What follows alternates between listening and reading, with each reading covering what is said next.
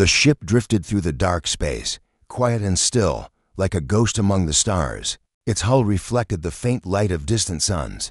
Nothing moved outside, and inside, only a few footsteps echoed down the cold metal halls. Private Ethan Miles walked slowly through the cargo bay. His boots tapped against the floor, the only sound breaking the silence. He was not meant to be here, not now. Not when Commander Zayla was scheduled to return from her solo mission. But orders had been unclear, or maybe he had misunderstood them, or maybe, deep down, he just wanted a reason to see her again. Ethan was new, young, human, quiet, and unimportant to most of the crew. He didn't talk much. He didn't stand out. Not in a ship full of war veterans and elite fighters, and definitely not next to someone like Zayla. She was not human. She was taller than most of the crew. Her skin shimmered with a soft silver tone. Her hair was short and dark, always pulled back. Her armor, black and sharp, made her look like she was carved out of war itself. Zayla was known across the sectors as a deadly mercenary. She fought without fear. She had once defeated 5 armed pirates alone. She had saved this ship more than once. She didn't speak unless needed, and when she did, people listened. Ethan had only spoken to her twice. Both times, she said his name like she was testing it on her tongue. Today, he had come to the cargo bay for a simple inspection, just boxes and tools and nothing more. But then, the ship door hissed open behind him. He turned, and there she was. Commander Zayla, just back from her mission, walked in through the airlock. Her black armor was scratched, stained with dry blood. Her eyes looked sharp, yet tired. Ethan froze. He was not supposed to be here now. He wasn't supposed to see this, but he couldn't move. Zayla walked to the side of the bay, to her private armor locker. She pressed a code. The panel slid open. She reached up and began to remove her gear. First her shoulder guards, then the chest plate. Her movements were slow, graceful, without care for who might be watching. Ethan knew he should look away. He should leave. He should say something, but he stood still, eyes locked on her. Then she paused. Her head turned slightly. Her eyes found his. For a long second, neither of them moved. The silence grew heavy. Ethan's chest tightened. He waited for the shout, the punishment, maybe even her hand around his throat. But none of that came. Zayla walked toward him, calm, steady, her armor still open across her chest, her skin glowing faintly under the ship's cold lights. She stopped, just inches from him. Ethan couldn't breathe. Her face was unreadable. No anger, no smile, just silence. She leaned close, so close he could smell the faint heat of her battle-worn body. Her lips moved. Her voice was soft, cold, but almost curious. "You saw nothing, or everything," she said. Then she turned, walked away, and disappeared down the corridor without another word. Ethan stood frozen for a long time. His heartbeat pounded in his ears. What had just happened? Ned had only looked, but she had seen him, not just seen. She had come close. She had spoken, and not with rage. She could have ended his career right there. She could have reported him. No one would question her. But she didn't. She just left him with a line that made no sense. Or maybe it made too much sense. Back in his quarters, Ethan sat on the edge of his bunk, staring at the floor. The moment played again and again in his mind. The way she moved, the way she spoke, the way her eyes held something more than threat, something deeper, something ancient. He had always admired her from a distance, her strength, her skill, her silence. But now, she had seen him. Really seen him. And that changed something. He didn't sleep that night. Every time he closed his eyes, he saw her face. He heard her voice. He felt her breath warm against his skin. Was she testing him, warning him, or something else? The next morning, no one spoke of it. Zayla walked past him in the hall without a word.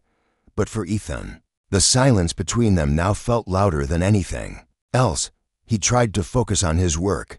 He checked the ship systems. He ran diagnostics. But his mind drifted back, over and over again. She had said, "You saw nothing, or everything." What did that mean? Was she hiding something? Was he supposed to forge her? Was she waiting for something Ethan didn't know? But one thing was certain. He would never see her the same way again. And deep in the back of his mind, he wondered if she would ever see him the same way either, because now something had started, and neither of them knew where it would lead. The next day came without warning. No alarms, no red lights, just a soft buzz across the crew quarters. Ethan was barely awake when the message appeared on his wall screen. Mission briefing, code priority level 5, all crew to Central Command. Immediate. He pulled on his uniform fast. His hands shook slightly, not from fear, but from the memory of the night before. Zayla's voice still echoed in his mind. He walked quickly through the halls. Doors opened with a hiss. Lights flashed quietly overhead. The whole ship felt tense, like it knew something was wrong. Inside the command room, the air was thick. The captain stood near the front, arms crossed, face hard.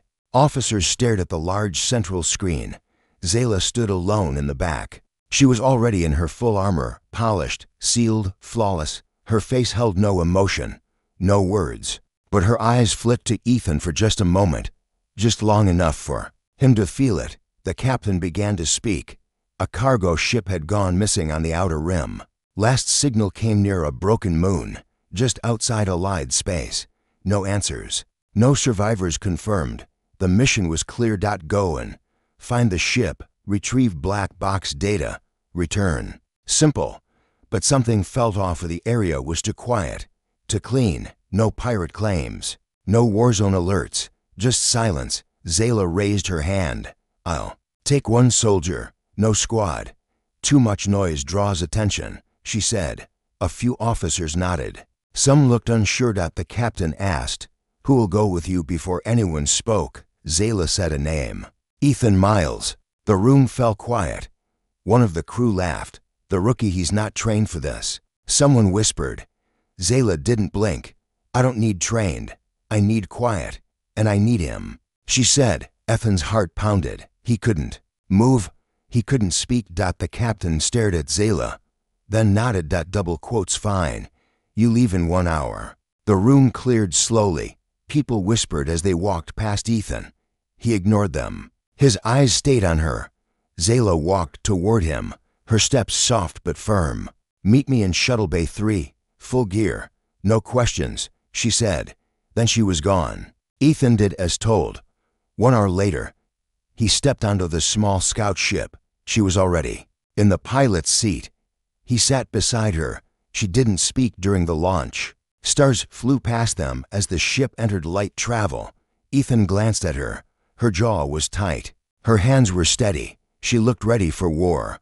But he couldn't stop thinking about the way she looked at him. Not with hate. Not with command. With something he didn't understand yet. They arrived near the dead moon 6 hours later. The missing cargo ship floated in silence. No lights, no signals. Zayla scanned the area. No heat signatures, no life signs. "But something is wrong," she said. They docked, entered through a broken hatch. Inside, it was cold. Metal walls covered in scratches. Air smelled of burnt wires. Bodies lay still. No blood, no wounds. Just gone. Like they had fallen asleep and never woke up. Zayla moved ahead, gun raised. Ethan followed, careful with every step. In the main control room, they found the black box. It was intact. Zayla took it, scanned it, nodded. "Time to leave," she said. But as they turned, a sound rang through the ship. A low, humming tone. Not from machines, from something alive. Zayla stopped. Her face changed. "That's not human. Tech," she whispered. Suddenly, the walls began to glow faint blue.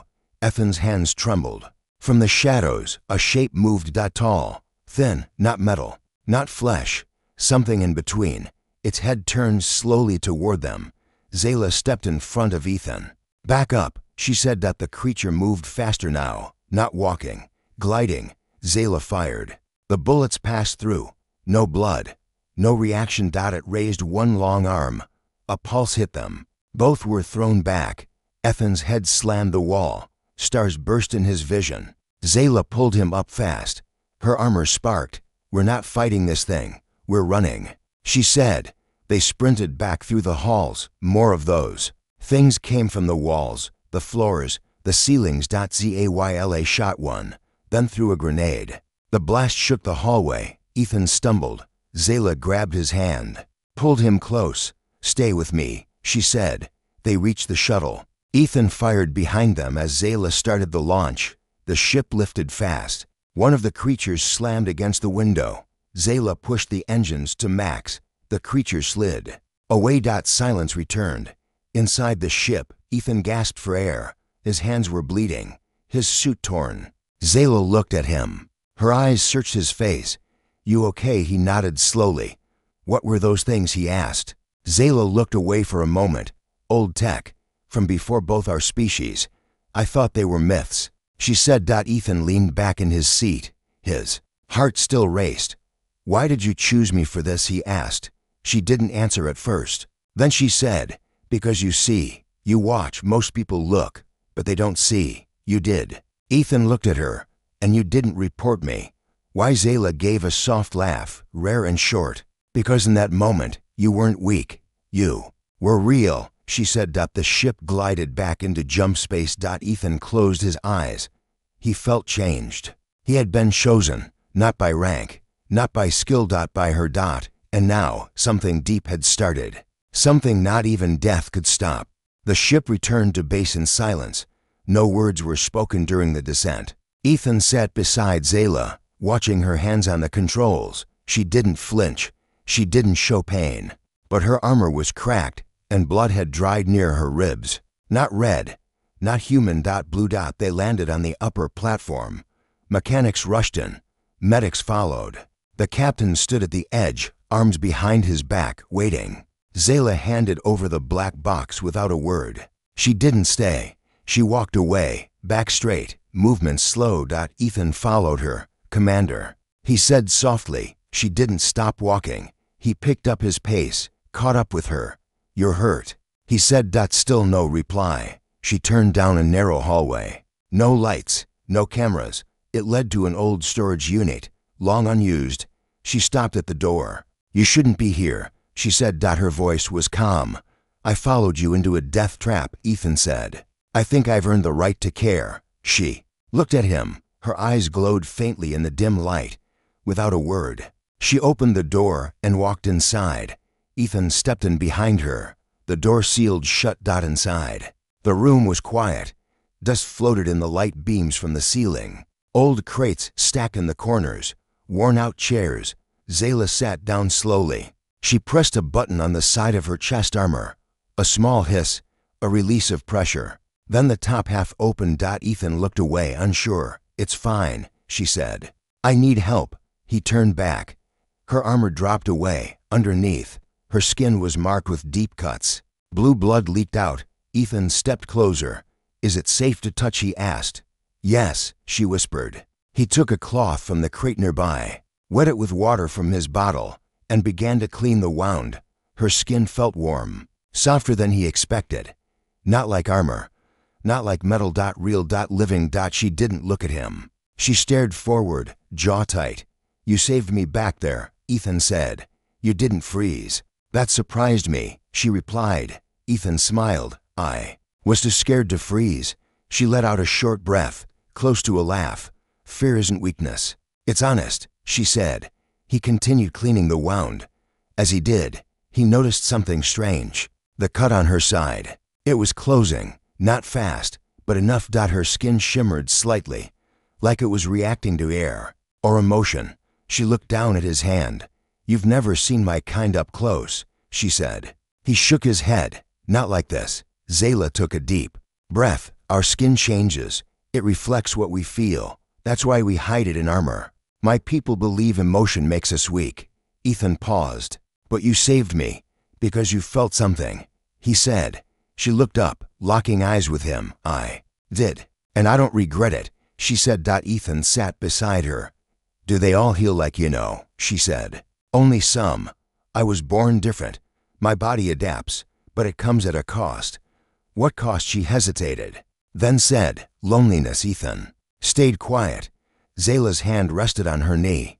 The skin there turned a soft glow, not blue, not silver, something in between. "Back on my world, I was never touched without purpose," she said. Touch meant command, control, pain. Ethan slowly placed his hand on hers.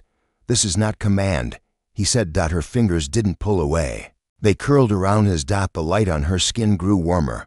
It's not supposed to be like this, she whispered. What is this? She said, motioning between them. Whatever this is becoming. Ethan leaned forward, closer, but didn't move beyond that. He waited. She turned toward him. In the cargo bay when you saw me. I wasn't angry, she said. I was afraid. Afraid of me? No. Afraid of how I didn't want to stop you. Ethan's heart pounded. He didn't speak. He didn't need to. Zayla stood. She closed her armor again, slow and careful. Then she looked down at him. There's a war coming. That ship we found. It wasn't just a ghost. It was a warning, she said. Ethan stood too. What do we do? Zayla's face hardened. We prepare. And we don't tell the others. Not yet, she said. Ethan nodded. I'm with you, he said. Her eyes softened again, only for a second. I know where they left the room together.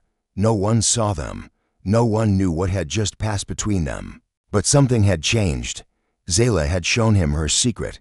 Not just the skin beneath her armor, but the heart beneath the warrior, and Ethan had touched it. Now, there was no turning back. The ship's night cycle began. Lights dimmed. Halls emptied. Systems dropped to low power. Most of the crew returned to their quarters, unaware that anything had changed. But something had. Inside her private training chamber, Zayla moved like fire. Sweat ran down her temple. Her blades sliced the air. Strike, spin, block. Again. Her movements were sharp, controlled. But Ethan could tell her mind was not calm. He stood near the doorway, watching her. She had told him to meet her here. Now he waited, unsure if it was the right time to speak. She stopped, turned. Her breathing slowed as she walked toward him. You came, she said. You asked. He replied. She set the blade aside and removed. Her gloves, her fingers were bruised, her arms still healing. But her posture was unbroken. There's a storm building out there, she said. And I need to know if I can trust someone at my side when it hits. Ethan stepped forward. I've already stood beside you. I'm not moving now, he said. Her eyes narrowed, not in anger, in focus. Then come with me, she said. She led him out of the chamber and through a part of the ship he had never seen. Lower decks, abandoned sections, old maintenance tunnels. They stopped at a sealed panel. Zayla opened it with a code only. She seemed to know. Inside was a narrow room, dark, quiet, and filled with weapons not standard to the ship. Ethan looked around. These are illegal, he said. Unregistered. But necessary, she replied. The thing we saw on that ghost ship. It was just one of what. Zayla stepped close. Old machines. Created long before either of our worlds. They were buried, lost. Until now, she said. And now they're waking up, Ethan asked. Zayla nodded. There's something worse. Someone inside the ship has been sending signals out, she said. Ethan's blood turned cold. You think there's a traitor? Zayla looked him in the eyes. I know there is, she said. And we need to find them before they call more of those things. Ethan stayed quiet. He wasn't trained for this. He was just a technician, a low-rank human with no power. But somehow, Zayla believed in him. That was enough. I'll help you, he said. Whatever it takes. She handed him a small scanner. Start with the communication deck. If anyone sent out a signal, there'll be a trace, she said. What about you? I'm going to question the crew. Quietly. No one can know what we're doing, she said. Ethan nodded. They split up. As he walked through the halls, the scanner in his hand beeped softly. He felt the eyes of others, some curious, some cold. He had never mattered before. Now, every glance felt dangerous. He reached the comms deck. It was empty. He scanned the main terminal. Nothing strange. Then he moved to the side panel. A low beep. A hidden signal burst. Tiny, almost invisible. He tapped the screen. The signal had been sent 12 hours ago. While they were on the ghost ship, Zayla was right. He copied the data and left fast. On the way back, he turned a corner and froze. Someone was there, a tall figure in shadow. Officer Varn, one of the captain's men. Strong, cruel. You're a long way from your station, Varn said. Just following orders, Ethan replied. From who Ethan stayed silent. Varn stepped closer. You've been spending time with the alien. That's dangerous, boy, he said. Ethan didn't move. She's saved this ship more times than you've cleaned your boots, he said. Varn grinned. She's not one of us. She never will be, and neither will you, he said. Then he walked away, leaving a chill behind. Ethan returned to Zayla's room. She was already waiting. He handed her the data. I found it, he said. She studied the file.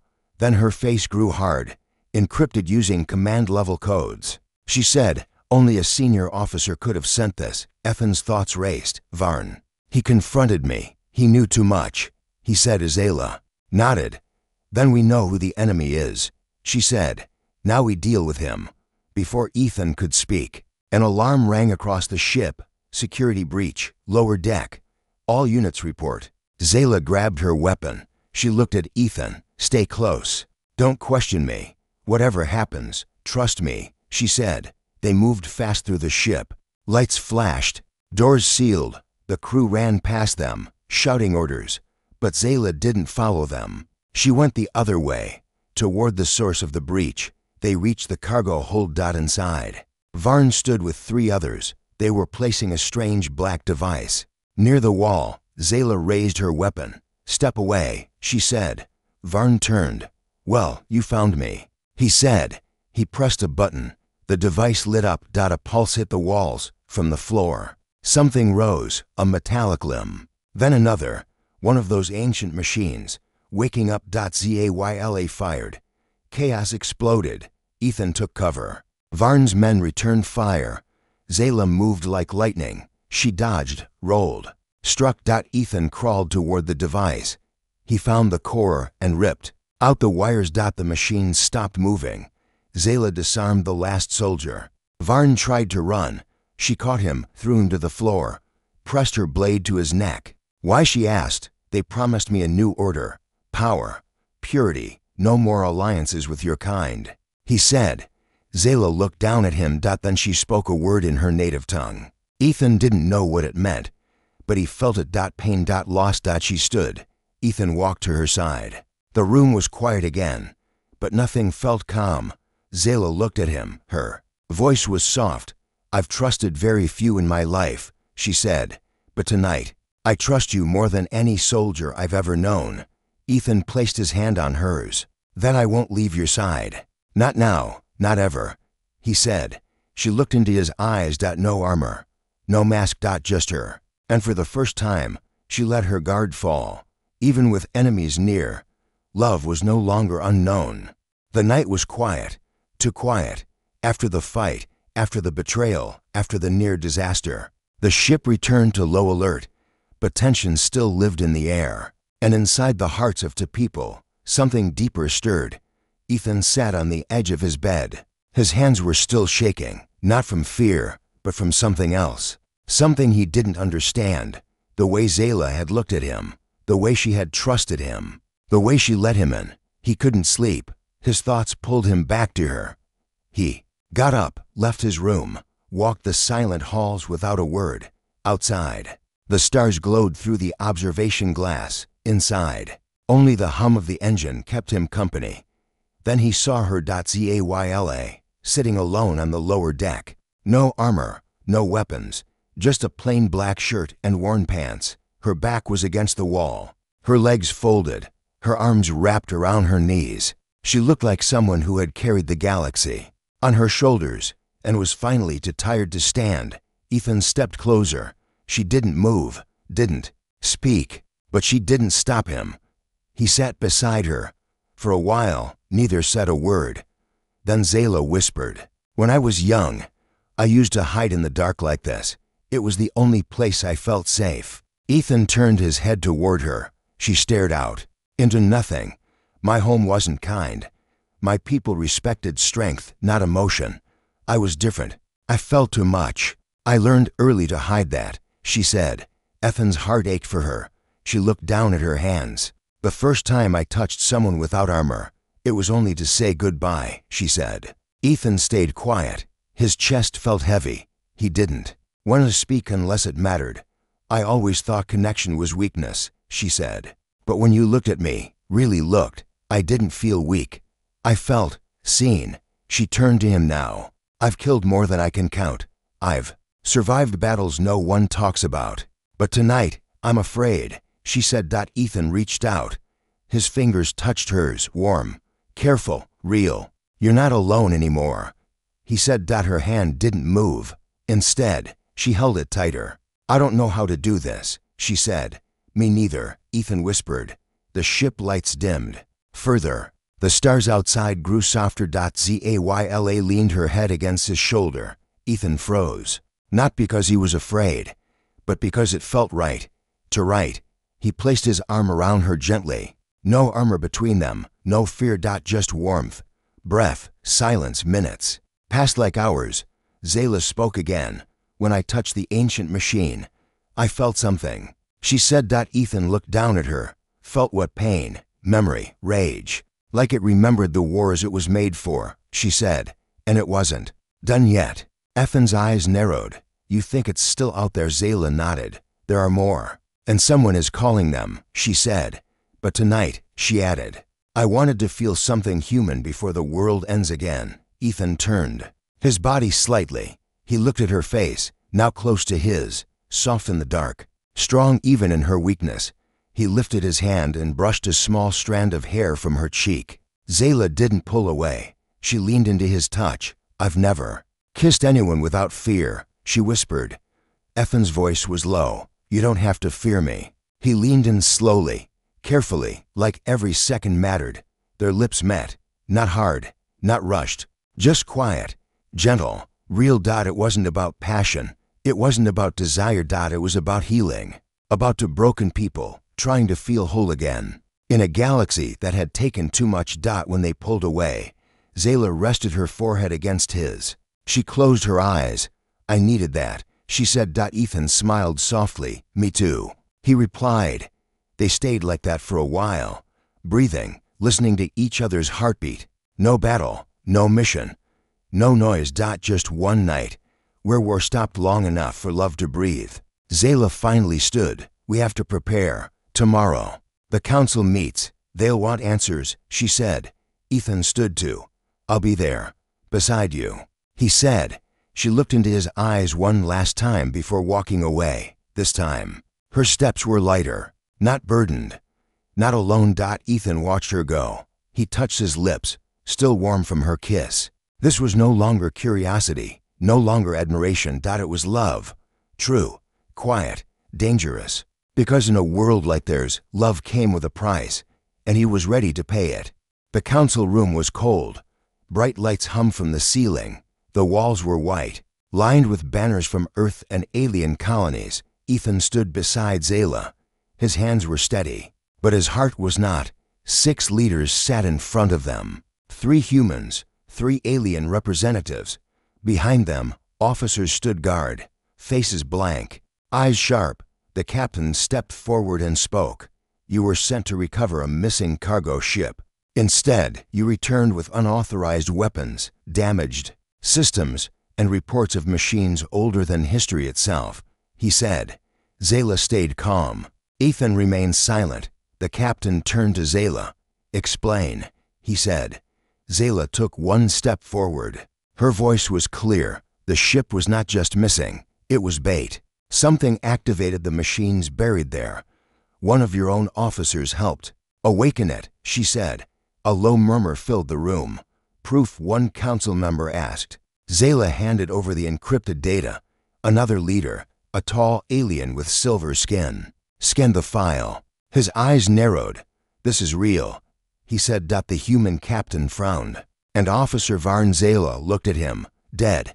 He chose the wrong side, she said. The room fell silent. One of the human counselors leaned forward. Do you realize what you've done? Ethan stepped forward. Now, she saved this ship. She saved me. Varn would have handed us over to the machines, he said. The counselor stood. That's not the point. You broke code. A soldier and an alien mercenary acting on their own. Hidden weapons, unauthorized scans, no chain of command, he said. Zayla's jaw tightened. If we had followed your chain, this ship would be gone, she said. Another alien leader, older and wise-looking, nodded. She's right. I've seen these machines once before, long ago. They consume worlds, he said. The human side of the table shifted uncomfortably. But there's another issue, one officer said, stepping forward. He held a small tablet. We scanned the logs. Private Ethan Miles accessed restricted areas. Multiple nights. He violated security protocol. He was seen leaving Zayla's quarters more than once. He said. Gasps followed. Some whispers. Some smirks. Zayla said nothing. Ethan didn't move. The captain stared at him. Is it true, he asked. Ethan met his gaze. Yes, he said. You formed a personal connection with a non-human operative. I did, Ethan said, voice firm. And I won't lie about it. The council began to argue. Voices rose. Hands slammed on the table. Zayla took Ethan's hand. Softly, quietly, only he noticed. Then the room went still as one of the alien leaders stood. He raised his hand. Enough. This is not just about protocol. This is about survival. If the machines are waking, nothing else matters, he said. Zayla looked at him. Then let us lead the mission. We found them. We fought them. We know what we're facing, she said. The human captain stepped forward. You are a mercenary. He is a low-rank tech. You're not qualified, he said. Zayla's eyes locked on him. I am not asking permission, she said. I am offering survival. The council went quiet again. Then the old alien leader spoke. Let them go. Let them lead. But if they fail, they're both done, he said. Everyone nodded. It was settled. The meeting ended. Guards stepped aside. Zayla and Ethan walked out together. In the hallway, Ethan finally spoke. They're going to watch us now, every step, he said. Zayla nodded. Let them. We have work to do, she said. They reached her quarters. She closed the door behind. Then Ethan turned to her. Why didn't you deny it back there? She looked into his eyes. Because it's the truth, and I'm not hiding what we are, she said. Ethan stepped closer. We could be punished. They might separate us, he said. Zayla touched his face. Then they'll see who I become when they try, she said. She leaned in. Their foreheads touched. No words, just breath and trust. But outside, someone was watching. Far down the hallway, a small drone hovered near the ceiling. It blinked once, then flew away. Inside the command room, the captain watched the feed. His eyes narrowed. They're dangerous together. Too close, too loyal, he said. An officer beside him nodded. Double quotes. Shall I proceed? Not yet. Let them go. Let them lead. And when they fall, we'll clean it up, the captain said. Back in her room, Zayla pulled out a map. A star map, filled with red zones and marked locations. This is where the signal came from. A planet outside mapped space. We go tomorrow, she said. Ethan studied it. What's there? Zayla looked at him. A tomb, a prison, or maybe something worse, she said. Ethan took a breath. We go alone, she nodded. We can't trust the crew. Not yet, she said. He looked at her hands, strong, steady. But inside them, he saw something more. Someone trying to love, someone fighting to hope. He placed his hand over hers. No matter what happens next, I choose you, he said. Zayla's voice dropped to a whisper. Then hold on to that choice, because soon, everything will try to break it. The lights dimmed. Alarms were silent. The ship floated through the dark. But inside the hearts, the light had never burned brighter. The shuttle moved through deep space. No warships, no backup. Just Zayla and Ethan alone in the dark. Ahead of them floated a silent planet. It didn't appear on most maps. Its surface was cracked. Black clouds drifted over ice-covered mountains. Zayla. Check the controls. Power signals are active underground. Something is still alive down there, she said. Ethan adjusted his seat. And we're going in alone, he said. She looked at him. Double quotes. Yes, because no one else would survive what we're about to face, she said. The shuttle landed with a soft thud. Dust rose around them. The planet felt wrong, like it remembered pain. They stepped outside. Zayla's boots crunched against the frozen ground. Ethan followed her closely. A long path led to a ruined structure ahead, half buried in snow, half buried in silence. Zayla stopped near a tall gate. Symbols covered the stone. Her hand brushed across them. My ancestors were part of the war that created these machines. She said. They tried to destroy them. But they failed. Ethan stared at the carvings. You knew this would be here, I suspected. I hoped I was wrong, she said. The doors opened slowly inside. A long chamber stretched into darkness. Blue light pulsed from the walls. Something was humming. At the end of the hall, a tall pillar stood, and around it, more of the machines, inactive, waiting. Zayla stepped forward. If we touch the core, they'll wake, she said. Then why are we here? Ethan asked. Zayla turned to him. Because this time, I'm not running, I'm ending it, she said. She pulled a small device from her belt. This will overload the energy source. It will destroy everything inside. But there's no time to escape once it begins, she said. Ethan grabbed her arm. No, we'll find another way, he said. She looked into his eyes. There's no other way, she said. If these things leave this world, billions will die. He shook his head. I didn't come this far just to lose you now, he said. Zayla stepped close. Then you need to go, now, she said. No, he replied. Her voice dropped. I was trained to fight, not to love, but with you I learned what it feels like to matter to someone. That feeling is worth dying for. Ethan held her face gently. Then let's live for it, not die for it, he said. Behind them, the machines began to stir. One moved its arm. Another lifted its head. The chamber lit up with blue light. Zayla stared at the core, her device in hand. Then a voice echoed from above. Cold, digital, ancient. Zayla, of the Shkan, you were chosen. You were meant to lead us. Ethan's blood ran cold. The machines weren't trying to kill her. They were waiting for her. Zayla's face went pale.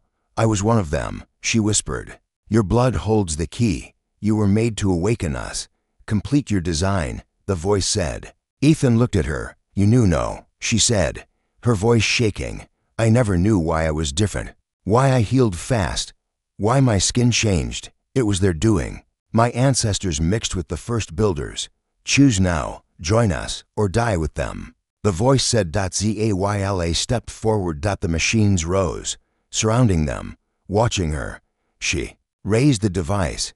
Her thumb hovered over the trigger. Ethan grabbed her hand. You don't have to be what they made you. You get to choose, he said. Her hands trembled. They're my blood, she said. You're more than blood. You're the one who saved me, who kissed me, who chose me, Ethan said. Choose again. Choose now. Zayla looked at him, then back at the machines. She lowered the device. The machines moved closer. Their eyes glowed. You disappoint us, the voice said. Zayla clenched her fists. I am not yours. I am not your weapon, she shouted. She pulled a blade from her back. The machines charged. Ethan raised his weapon. Side by side, they fought. Zayla moved like lightning, slicing metal, dodging blasts. Ethan shot fast, covering her back. One machine struck his arm. He fell to the ground. Zayla screamed. She turned, drove her blade into the core. The chamber shook. She ran to Ethan, lifted him. We have seconds, she said. They ran. The hall behind them collapsed. Light burst from the ground. They reached the surface. Zayla activated the shuttle. They jumped inside. Just as the explosion reached the sky, the ship lifted. The planet cracked beneath them. Zayla turned to Ethan. Blood ran down his arm. But he was smiling. You chose, he said. She nodded. I chose you, she said. They drifted into space, safe, alive, together. Back at the base, the council received the signal. Target neutralized. No threats remain. The captain read the final report, then closed the file. They survived. He muttered. One of the officers asked, What now? The captain replied, We let them go. They saved us all.